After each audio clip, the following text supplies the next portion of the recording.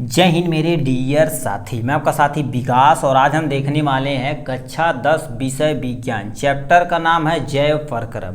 इसमें हम बहुत सारा लेक्चर ले चुके थे। आज हम पहुंच चुके हैं श्वसन पर। ठीक है, तो आज हम श्वसन में पूरा डिटेल में देखने वाले हैं। श्वसन का हम आज इंट्रोडक्शन लेक्चर देखेंगे। उसके बाद जो इसका नेक्स्ट वीडियो आएगा मानव श्वसन तंत्र, यानी जो आपका श्वसन तंत्र होता है उसको हम डिटेल में देखने वाले हैं। और याद रखते आपको बता देते आज श्वसन में हम क्या क्या चीज़ पढ़ने वाले हैं। श्वसन में आज हम पढ़ने वाले श्वसन की परिभाषा क्या होती है इसके बारे में। श्वसन के कितने प्रकार के होते हैं, दो तरह के वायवीय श्वसन और अवायवीय श्वसन होते हैं, जिसे हम क्या बोलते हैं आक्सीय श्वसन या अनाक्सीय श्वसन के नाम से भी जाना जाता है। उसके बाद श्वसन की तुम्हारे पास क्रिया विधि, मतलब श्वसन को हम कैसे क्रिया विधि के किसके थ्रू आप लेते हैं, मतलब एक बाह्य श्वसन एक अंतः श्वसन होता है। इन सबको हम डिटेल में देखने वाले हैं। मतलब इस लेक्चर में हमें देखा जाए तो इतनी चीज़ें हम क्या करेंगे आज क्लियर करेंगे एकदम अच्छे तरीके से। ठीक, तो चलिए वीडियो तो अंत तक बने रहिए, तो आपका बहुत ही बेनिफिशियल ये लेक्चर होने वाला है। तो सबसे पहले श्वसन की परिभाषा समझते हैं। ठीक है, ये 2-3 पॉइंट परिभाषा के बारे में दे रखा और यहाँ एक उदाहरण के बारे में आपको हम बताएंगे। ठीक है, तो लिखा क्या हो गया, सभी जीवों के कोशिका स्तर पर ऑक्सीजन की उपस्थिति में भोजन के जैविक ऑक्सीकरण की क्रिया को श्वसन कहते हैं। कहने का मतलब क्या कह रखा है, कोई भी जीव है, यदि कोई जीवित प्राणी है तो वो क्या कर देगा, सांस लेगा। वो तो अलग बात, हर एक जीव क्या कर देते हैं अपने अलग अलग सांस लेते हैं। जैसे मछलियाँ हो गई किसी और तरह से लेती हैं। ठीक है, तो उसके बारे में हम यहाँ से क्या करेंगे देखने वाले हैं। ठीक है, तो यही चीज़ कह रखा है जितने भी जीवित जीव हैं कोशिका स्तर पर ऑक्सीजन की उपस्थिति, सॉरी ब्रदर ये की हो रहा है। ठीक, तो ये कह रखा कोई भी जीवित प्राणी है उसको कोशिका स्तर पर ऑक्सीजन की उपस्थिति में भोजन के जैविक ऑक्सीकरण के क्रिया को श्वसन कहते हैं। कहने का मतलब क्या कह रखा है, इसे ध्यान से दोबारा सुनिए। ये कहना क्या चाह रहा है इसका मतलब समझिए। कह दिया कोई भी आप भोज्य पदार्थ खाए हैं C6H12O6, मतलब ये आपका क्या हो गया भोज्य पदार्थ है। इसको क्या कर देंगे कोशिका स्तर पर ऑक्सीजन की उपस्थिति में, किसकी ऑक्सीजन की उपस्थिति में जब इसका क्या कर दीजिएगा ऑक्सीकरण किया जाएगा तो उससे ऊर्जा निकलेगी। तो कार्बन डाइऑक्साइड निकलता, प्लस में जल निकलता, प्लस में क्या निकलती है ऊर्जा निकलती। क्या निकलती है ऊर्जा।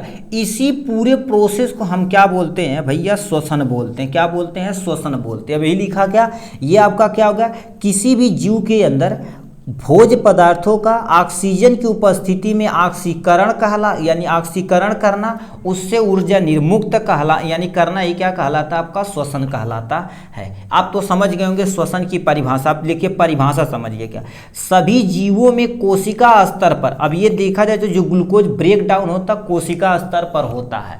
ठीक है, कोशिका के अंदर का हमारा साइटोप्लाज्म जिसे हम कोशिका द्रव्य कहते हैं, और एक सुने होंगे माइटोकॉन्ड्रिया, उस लेवल पर जाके क्या कहते हैं ऑक्सीजन की उपस्थिति में भोजन के जैविक ऑक्सीकरण। ये किसी जीव के शरीर के अंदर हो रहा है, इसलिए इसे क्या बोलते हैं जैविक ऑक्सीकरण बोलते हैं। कि क्रिया को हम क्या बोलते हैं श्वसन कहते हैं। तो यही चीज क्या होगा परिभाषा के रूप में लिखा गया है। नेक्स्ट पॉइंट में क्या लिखा रखा ध्यान से सुनिए। नेक्स्ट पॉइंट में लिखा है श्वसन में ग्लूकोज में संचित ऊर्जा एटीपी में स्थानांतरित होती। जब हम श्वसन लेते हैं ना तो ग्लूकोज में जो भी संचित ऊर्जा होती किसके रूप में, एटीपी के रूप में। अब एटीपी का फुल नेम नहीं आपको पता तो यहाँ पर हम लिख देते हैं एडिनो। ठीक है, एडिनोसिन। ठीक है, एडनोसिन, टी से तुम्हारे पास क्या हो जाएगा ट्राई, पी से तुम्हारे पास क्या हो जाएगा एडनोसिन ट्राईफॉस्फेट होता है। इसका तुम्हारे पास क्या हो जाएगा एटीपी का ये आपका फुल नेम हो जाने वाला है। ठीक है, तो यही चीज वो बोल रहा है यहाँ से। ठीक है, तो वही चीज का रखा ग्लूकोज में जो संचित ऊर्जा एटीपी के रूप में होती है वो क्या हो जाती है स्थानांतरित हो जाती है। एक्चुअल में होता क्या है इसे ध्यान से सुनिए। सबसे पहले बताओ क्या कर दिए हम, क्या कर दिए C6 ले लिए, H12 ले लिए, O6 ले लिए। इसे क्या बोला जाता है मेरे भाई ग्लूकोज बोला जाता है। क्या बोला जाता है हमारे पास ग्लूकोज बोला जाता है। ग्लूकोज को किसके उपस्थिति में, ऑक्सीजन की उपस्थिति में, इससे क्या बोला जाता है ऑक्सीजन की उपस्थिति में। ठीक है, ऑक्सीजन की उपस्थिति में इसे जब क्या कर दिया जाता है तोड़ा जाता है, ऑक्सीकरण की उपस्थिति में क्या कर दिया तोड़ा जाता है तो सुने होंगे कार्बन डाइऑक्साइड निकलता है, प्लस में तुम्हारे पास जल निकलता है, प्लस में क्या निकलती है, ऊर्जा निकलती है। जो ऊर्जा निकलती है किसके रूप में निकलती है, एटीपी के रूप में निकलती है। किसके रूप में, एटीपी के रूप में। और याद रखना, एक ग्लूकोज का यदि ऑक्सीजन की उपस्थिति में ब्रेक डाउन किया जाता, मतलब तोड़ा जाता, तो हमारे पास टोटल कितना एटीपी, 38 एटीपी निकलती। कितना, 38 एटीपी निकलती है। अब ये 38 एटीपी निकलती कैसे, इसे ध्यान से सुनिए। एक ग्लूकोज की जो तो मात्रा होती है C6, H12 और O6, ये 3 स्टेप में टूटती है। सबसे पहले देखा जाए तो क्या होगा कि स्टेप आता है ग्लाइकोलाइसिस आता है। क्या हो जाता है, ग्लाइकोलाइसिस, जो कितने स्टेप में होता है, टोटल देखा जाए तो 10 स्टेप में होता है। तो यहाँ से देखा जाए तो कुछ ग्लूकोज यहाँ पर ब्रेक डाउन होता है, कुछ अमाउंट में यानी ग्लूकोज यहाँ ब्रेक डाउन होता है। उसके बाद ग्लूकोज को भेज दिया जाता है, एक वर्ड आता है जिसे हम क्या बोलते हैं, क्रेब्स साइकिल बोलते हैं। क्या बोलते हैं, क्रेब्स साइकिल बोलते हैं, जो आपको इंटर और 11th में पढ़ना पड़ेगा। यहाँ पर कुछ यानी एटीपी निकलती है। उसके बाद तीसरे स्टेप में देखा जाए तो ETS यानी इलेक्ट्रॉन ट्रांसपोर्ट सिस्टम होता है, यहाँ पर कुछ ऊर्जा निर्मुक्त होती है। मतलब ग्लूकोज देखा जाए तो इतने स्टेप में टूटता, तब जाके हमारे पास 38 एटीपी यहाँ से निकल के आती। कितनी एटीपी, 38 एटीपी यहाँ से निकल के आती है। तो यही चीज़ बोला गया था ग्लूकोज के केस में, ठीक है। तो मतलब ग्लूकोज जब इस स्टेप, इतने स्टेप में, 3 स्टेप में टूटता, तब जाके हमें 38 एटीपी निकलती है, ठीक। तो वही चीज़ यहाँ से बोल दे रहा है इसके बारे में, ठीक। ये हो गया इनके बारे में। अब देखिए क्या होता है, श्वसन के प्रकार पे आ जाते हैं। श्वसन टोटल देखा जाए तो आपका पास यानी 2 प्रकार के यहाँ मेनली दिया हुआ है, ठीक है। श्वसन के तुम्हारे पास क्या हो गया, प्रकार। तो श्वसन 2 तरह के होते हैं। एक तुम्हारे पास क्या होता है, आक्सीय श्वसन, जिसे हम वायवीय श्वसन बोलते हैं। एक अनाक्सीय श्वसन, जिसे हम क्या बोलते हैं, अवायवीय श्वसन बोलते हैं, ठीक है। किसी के रूप में भी आ सकता है, ये भाई डिफरेंस आपसे पूछा जाता है, ये 2 नंबर में पूछ देगा। वायवीय श्वसन तथा अनायवीय श्वसन में तुम्हें अंतर बताना है, या 3 नंबर में आपसे पूछ सकता है श्वसन किसे कहते हैं तथा श्वसन पर यानी श्वसन के प्रकार का वर्णन करना है, ठीक। तो किसी भी तरह से आपसे क्वेश्चन पूछ सकता है। तो यहाँ पर लिखा तुम्हारे पास क्या, देखो श्वसन के प्रकार। श्वसन मोस्टली देखा जाए तो 2 प्रकार के होते हैं, एक आक्सीय श्वसन, एक तुम्हारे पास अनाक्सीय श्वसन। सिंपल होता क्या है, पहले डिफिनेशन समझते, दोनों को आपको परिभाषा समझते, तो उदाहरण के जरिए हम समझते हैं। लिखा है ऐसा श्वसन जो ऑक्सीजन की उपस्थिति में होता है आक्सीय श्वसन कहलाता है। मतलब ऐसा श्वसन जो ऑक्सीजन की उपस्थिति में होता है, मतलब कोई भी चीज़ है यदि ग्लूकोज को ऑक्सीजन की उपस्थिति में ब्रेक डाउन किया जाता है, तोड़ा जाता है, तो उस प्रक्रिया को क्या बोलते हैं, ऑक्सीय श्वसन बोलते हैं, ठीक है। तो वही चीज़ लिखा, ऐसा श्वसन जो ऑक्सीजन की उपस्थिति में होता है ऑक्सीय श्वसन कहलाता है, ठीक है। ये होगा। अब जस्ट इसी का उल्टा आपको यहाँ पर लिखना पड़ेगा, ऐसा श्वसन जो ऑक्सीजन की अनुपस्थिति में होता है वो क्या कहलाता है, अनाक्सीय श्वसन कहलाता है। क्या कहलाता है, अनाक्सीय श्वसन कहलाता है। तो ये 2 चीज़ें आपको क्या कर रही है, यहाँ से मेनली दी गई हैं। सिंपल सा याद रखना, देखिए ऑक्सीय श्वसन, जो ऑक्सीय श्वसन ऐसा श्वसन जो ऑक्सीजन की उपस्थिति में होता है, अनाक्सीय श्वसन ऐसा श्वसन जो ऑक्सीजन की अनुपस्थिति में होता है, उसे हम क्या बोलते हैं, अनाक्सीय श्वसन बोलते हैं। बस इतना चीज़ तुम्हें लिखना पड़ेगा। फिर इसका दूसरा स्टेप पे क्या होगा, ठीक है। यहाँ पर दूसरा स्टेप में क्या आपको लिखना पड़ेगा, देखिए आप यहाँ से स्क्रीनशॉट भी ले सकते हैं। लिखा है इस क्रिया में ग्लूकोज के पूर्ण ऑक्सीकरण के फलस्वरूप ज़्यादा ऊर्जा, मतलब लगभग कितना, 38 एटीपी निकलती है। मान लेते 38 एटीपी आपको एग्जैक्ट नहीं याद रहेगा तो बोल देना क्या होगा, ऑक्सीय श्वसन में ग्लूकोज के पूर्ण ऑक्सीकरण से क्या निकलता है, ज़्यादा ऊर्जा निर्मुक्त होती है। इसमें क्या लिखेंगे, इस क्रिया में ग्लूकोज का अनाक्सीय श्वसन, मतलब अनाक्सीय श्वसन जो ऑक्सीजन की अनुपस्थिति में होता है, इसमें कम ऊर्जा लगभग कितना, 2 एटीपी निकलती, कितना, 2 एटीपी निकलती है। तो ये स्टेप आपको थोड़ा सा लिख देना। आपको माने तो इतना बड़ा सेंटेंस नहीं लिखने का मन कर रहा तो लिख देना, ऑक्सीय श्वसन में ऊर्जा कम निकलती है, ऊर्जा ज़्यादा अमाउंट में निकलती है, और अनाक्सीय श्वसन में ऊर्जा कम निकलती, बस इतना, ज़्यादा निकलती कम निकलती, बस इतना लिख देना। फिर इसमें रिएक्शन क्या होता है, देखिए ऑक्सीय श्वसन में जो भी ग्लूकोज रहता है ऑक्सीजन की उपस्थिति में तोड़ा जाता है, तो carbon dioxide plus water plus में क्या निकलती है, एटीपी की मात्रा निकलती है। और अनाक्सिक शोषण में क्या होती है, जब ग्लूकोज का क्या कर दिया जाता है, ऑक्सीजन की अनुपस्थिति में तोड़ा जाता है तो एथिल एल्कोहल निकलता है, C2H5OH निकलता है, प्लस में कार्बन डाइऑक्साइड निकलती है। तो यहाँ पर ethyl alcohol plus carbon dioxide निकलती है। ऐसे भी बोल सकते हैं इसमें कार्बन डाइऑक्साइड ज़्यादा अमाउंट में निकलती है, इसमें क्या निकलती है, कम अमाउंट में निकलती है। ऐसे भी आप बोल सकते हैं। मगर ये एथिल एल्कोहल और कार्बन डाइऑक्साइड का मेन मिक्सचर जरूर होता है, क्योंकि इसमें अनाक्सिक शोषण में क्या होता है, जो भी सूक्ष्म जीव होते हैं, जैसे आपको दूध से दही बनाना है, जैसे ब्रेड बनाना है, तो वहाँ पर कौन सी क्रिया होती है, अनाक्सिक शोषण। जैसे राम, बियर, विस्की, एल्कोहल, बहुत सारी मेडिसिन जो बनाई जाती है अनाक्सिक शोषण के ही मदद से ही बनाई जाती है। ठीक, इनके बारे में हो गया। नेक्स्ट में लिखा, यह क्रिया कोशिका द्रव के साथ साथ माइटोकांड्रिया में संपन्न होती है। कहने का मतलब क्या कह रखा है, कोशिका द्रव के साथ साथ माइटोकांड्रिया में होती है। यदि आप थोड़ा सा कोशिका के बारे में पढ़े होंगे तो ये आपका पास कोशिका हो गया, कोशिका के बीचों बीच ये आपका पास केंद्रक हो जाएगा। केंद्रक में ये सब जो पोर्शन पाया जाता है उसे हम क्या बोलते हैं, कोशिका द्रव यानी साइटोप्लाज्म बोलते हैं। क्या बोलते हैं आपके पास, साइटोप्लाज्म बोलते हैं। इसी में आपके पास क्या होगा, एक सेल ऑर्गेनेल होता है जिसका नाम तुम्हारे पास क्या होता है, यहाँ से देखा जाए तो क्या होता है, माइटोकांड्रिया। इसका नाम तुम्हारे पास क्या हो जाता है, ठीक माइटोकांड्रिया हो जाएगा। क्या हो जाएगा, माइटोकांड्रिया हो जाएगा। तो इसके अंदर भी होती है और इसमें अंदर होती है। यदि देखा जाए अनाक्सिक शोषण तो 25% साइटोप्लाज्म में होती है और ज़्यादा से ज़्यादा क्या हो जाती है, 75% जो होता है ऑक्सीजन की उपस्थिति में माइटोकांड्रिया के अंदर होता है। तो यही चीज़ लिख रखा, ऑक्सिक शोषण में क्या होती है, यानी कोशिका द्रव्य में के साथ साथ माइटोकांड्रिया में भी संपन्न होती है। नेक्स्ट में लिखा, यह क्रिया केवल कोशिका द्रव्य में मिलती, मतलब जो अनाक्सिक शोषण होता केवल और केवल कोशिका द्रव्य के अंदर देखने को मिलती है। यहाँ पर माइटोकांड्रिया में कोई भी चीज़ नहीं होता। पूरे इसका यानी अनाक्सीकरण क्या होता है, साइटोप्लाज्म में यानी कोशिका द्रव्य के अंदर ही होता है। ठीक है, तो ये हो गया इनके बारे में। आपको माइंड में एक क्वेश्चन आता होगा, ठीक है, देखिए अब देखिए ऑक्सिक शोषण और अनाक्सिक शोषण, कभी कभी हमारी मसल के अंदर, मतलब हमारी जो मसल होती है उसके अंदर भी क्या हो जाते हैं, अनाक्सिक शोषण होने लगता है, जिसे हम क्या बोलते हैं, मसल, ठीक है, क्रैम्प बोला जाता है। ठीक है, ये कब, जब होता है तो हमारे शरीर के अंदर लैक्टिक एसिड का फॉर्मेशन होने लगता है मसल के अंदर। तो इसके लिए तुम्हारे एनसीईआरटी में फ्लो चार्ट दे रखा है, यहाँ से आप देख सकते हैं। ठीक है, इसमें देखिए क्या लिखा रखा, देखिए ग्लूकोज के 6 अणु कोशिका द्रव्य में पाइरुवेट में कन्वर्ट होते हैं। जो तीन तुम्हारे पास क्या हो जाते हैं, कार्बन के अणु, यानी वायु के अणु नहीं, जैसे कार्बन के अणु, 3 कार्बन के अणु रहते हैं। तो इसमें 3 में फर्दर डिवीजन किया गया। सबसे पहले ऑक्सीजन की उपस्थिति में जो ईस्ट होते हैं, तो एथिल एथेनॉल बोले ना, तो एथेनॉल बनाते हैं। कार्बन डाइऑक्साइड निकालते तथा 2 कार्बन के अणु निकालते हैं। देखिए 2 कार्बन के अणु निकालते हैं, सिंपल से समझना। ऑक्सीजन की अनुपस्थिति रहेगी तो एथिल एल्कोहल प्लस में कार्बन डाइऑक्साइड, एथिल एल्कोहल मतलब C2H5OH निकलेगा, प्लस में तुम्हारे पास क्या निकलेगा, कार्बन डाइऑक्साइड की मात्रा निकलेगी।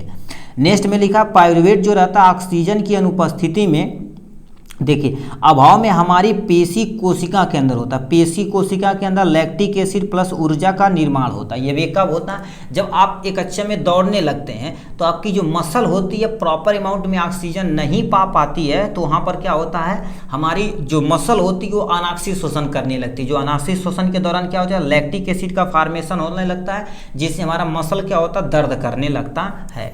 तो वही चीज़ लिख रहा, प्लस में ऊर्जा की थोड़ी बहुत मात्रा निकलती है। फिर हमारे पास ऑक्सीजन की उपस्थिति में माइटोकांड्रिया के अंदर देखा जाए तो हमारे पास कार्बन डाइऑक्साइड निकलता है, प्लस में जल निकलता है, प्लस ऊर्जा एटीपी के फॉर्म में निकलती है। तो इतना चीज़ आपको क्या कर देना है, यही स्टेप में आपको क्या कर देना, दर्शा दिया गया है। ये नहीं पूछा जाता है, मान लेते पूछा जाएगा तो बना देंगे, नहीं तो मोस्टली पूछा जाता है ऑक्स यानी शोषण किसे कहते हैं, शोषण के प्रकार का वर्णन करना है। तो शोषण लिख देंगे, शोषण के प्रकार का वर्णन लिख देंगे, अपना काम खत्म हो जाने वाला है। या इसमें दोनों में अंतर पूछेगा 2 नंबर में, तो इसे भी आप एक्सप्लेन कर सकते हैं इजीली। ठीक है, तो ये हो गया इनके बारे में। अब हम आते हैं नेक्स्ट पोर्शन पे, श्वसन की क्रिया विधि। श्वसन कितनी क्रिया विधि से होती है इसके बारे में आपको थोड़ा सा बता देना है। तो श्वसन देखा जाए तो आपको क्या हो, 2 तरह की होती है। तो श्वसन की क्रिया विधि समझते हैं क्या, मैकेनिज्म ऑफ रिस्पायरेशन, मतलब आप श्वसन कैसे लेते हैं। देखिए सिंपल सा हम जानते हैं क्या श्वसन किसे कहते हैं, मतलब ऑक्सीजन को अंदर लेना, कार्बन डाइऑक्साइड के शरीर से बाहर निकाल देना, श्वसन कहलाता, बस इतना। बट एक्चुअल में वो तुम्हारे पास श्वसन नहीं है। ठीक है। तो इसमें लिखा है श्वसन में भोजन का ऑक्सीकरण होता है, एकदम से 150% सही है, क्योंकि जो भोजन का ऑक्सीकरण होगा तभी हमें ऊर्जा निकलेगी। तो श्वसन देखा जाए तो दो घटनाएं होती हैं, एक तुम्हारे पास वाह श्वसन होती है, एक तुम्हारे पास अंतः श्वसन जिसे हम कोशिकीय श्वसन भी बोला जाता है। ठीक है, तो इसमें दे रखा वाह श्वसन किसे बोलते हैं।